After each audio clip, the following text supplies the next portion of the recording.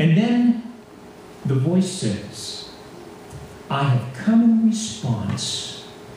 The reason I'm here is because of your words. Yeah. Because of your words. What words? The ones he prayed on that first day 3 weeks earlier. That's why he came. God dispatched him immediately. The 3-week delay is not because it took God 3 weeks to hear.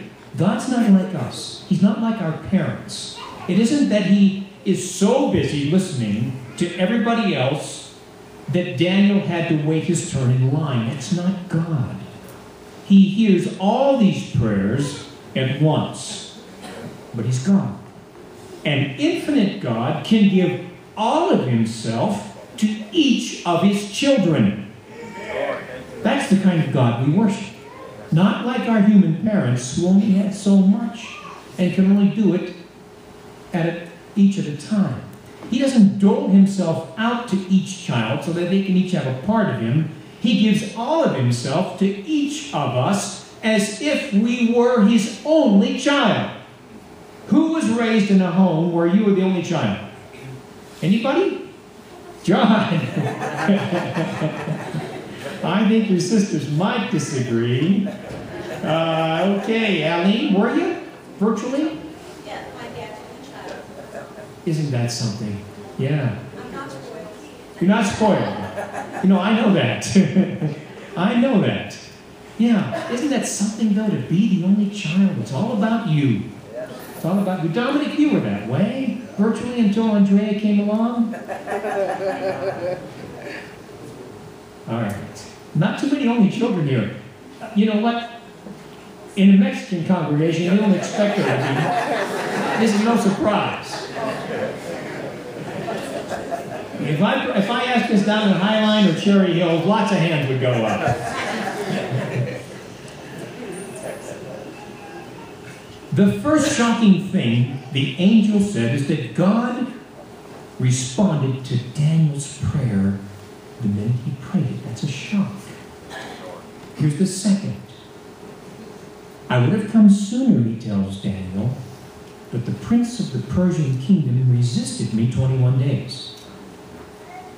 Now the prince he's talking about wasn't King Cyrus or his vice-regent Cambyses. They couldn't resist someone like this. It was a creature much more powerful, much more sinister.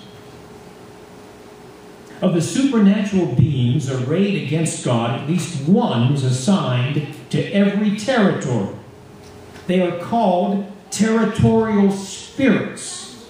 It's what Paul meant when he wrote that our struggle is not against other humans. It's against them.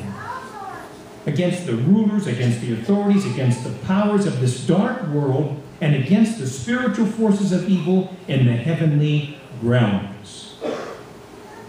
But we all know that the war isn't only out there. Isn't only out there. It's also in here. Am I right? Big war in here.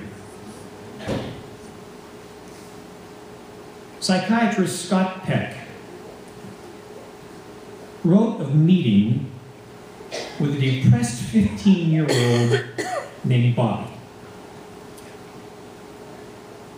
Bobby was troubled after his 16-year-old brother committed suicide. He killed himself with a .22 rifle. Peck, in the interview, was getting nowhere with Bobby.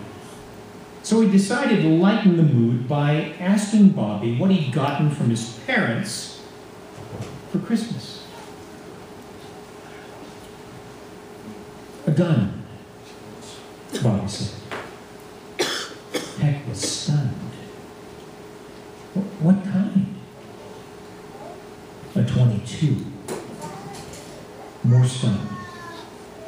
How did it make you feel getting the same kind of gun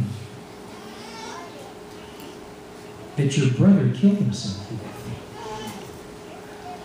It wasn't the same kind of gun. Well, Peck felt better. It was the same gun.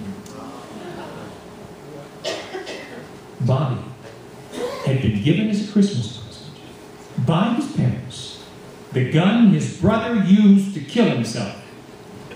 When Peck met with the parents, what was most striking was their refusal to acknowledge they'd done anything wrong.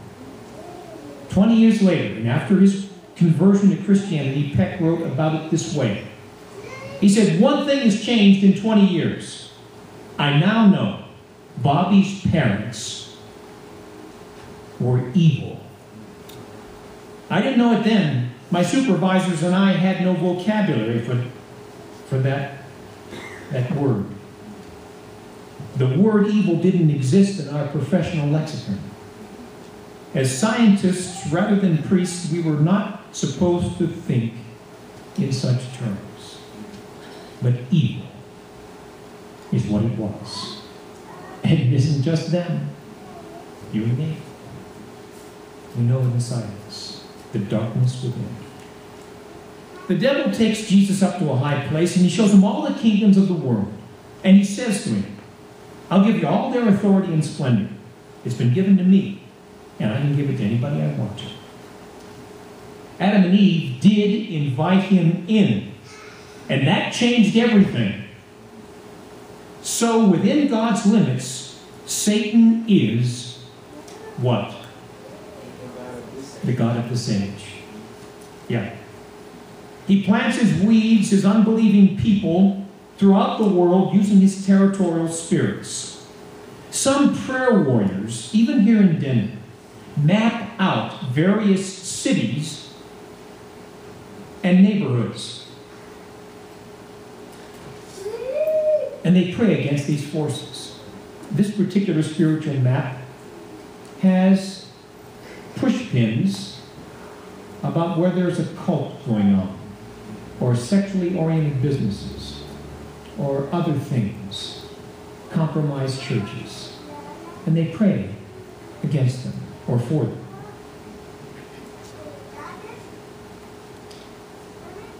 Countries with specific, we'll come back to that, countries with specific demons that each has unique evil tendencies, dominated by individual, separate, spiritual, territorial demons. States, cities like New Orleans on Fat Tuesday, it's got to be some demon influencing that place.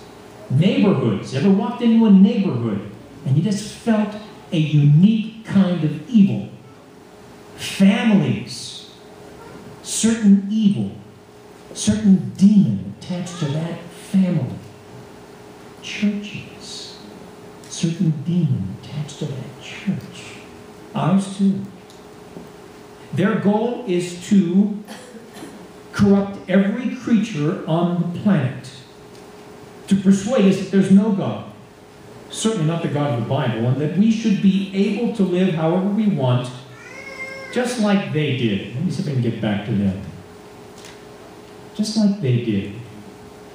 They didn't keep their positions of authority, did what they wanted, lost their place. In Pharaoh's infamous words, who is the Lord that we should obey him? Then Michael, one of the chief princes, came to help me because I was detained there with the king of Persia. So there are also territorial angels. This church, no doubt, has a territorial angel assigned to it. In that world, the guardian of lowly Israel may do battle with and conquer the angel prince of mighty Persia. If the curtain were to be pulled back, it would expose a struggle so intense, so convulsive, sweeping everything in its range that the fiercest battle ever fought on earth would seem like a game. Not here, but up there. That's where the real conflict is waged. And incredibly, God has positioned us in the central role of that battle and equipped us with seemingly humble weapons like prayer and acts of devotion to Him. The weapons Daniel used. For our struggle is not against flesh and blood, but against them. Now, what if Daniel had stopped praying on day 20? Says what we often say, or are tempted to. Prayer isn't working. If it was going to work, it would have happened by now. I mean, it should be a straight shot between me and God. They're just words. I'm hungry and I'm tired, and I'm 82 years old after all. What if Daniel had stopped praying on day 20? He'd have forfeited the miracle the day before the day. I don't know where anybody else is on the timeline between praying through and breaking through. I don't know that this morning, just where I'm at. Maybe you're at day 1, and maybe you're at day 20. Shortly, we're going to give you a chance to pray the next day up here. Either way, no matter what day you're at, I'm at, we are one prayer closer, and don't let the devil stop you.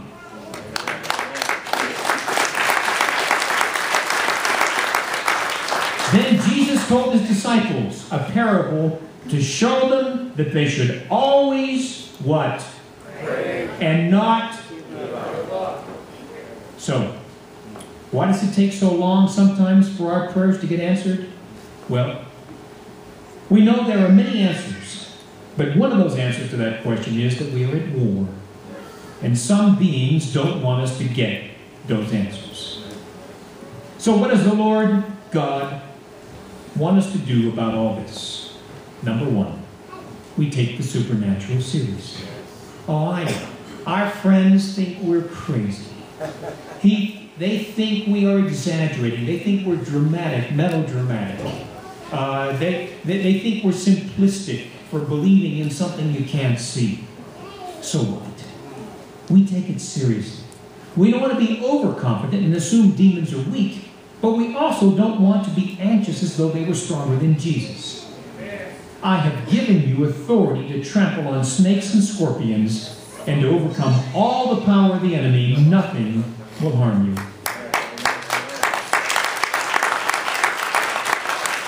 Number 2, we believe that spiritual war is being fought in the spiritual realm in a very real sense,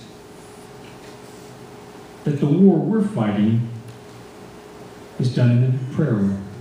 In other words, what we pray is impacting that war. Number 3, we realize the most powerful prayers are prayed where?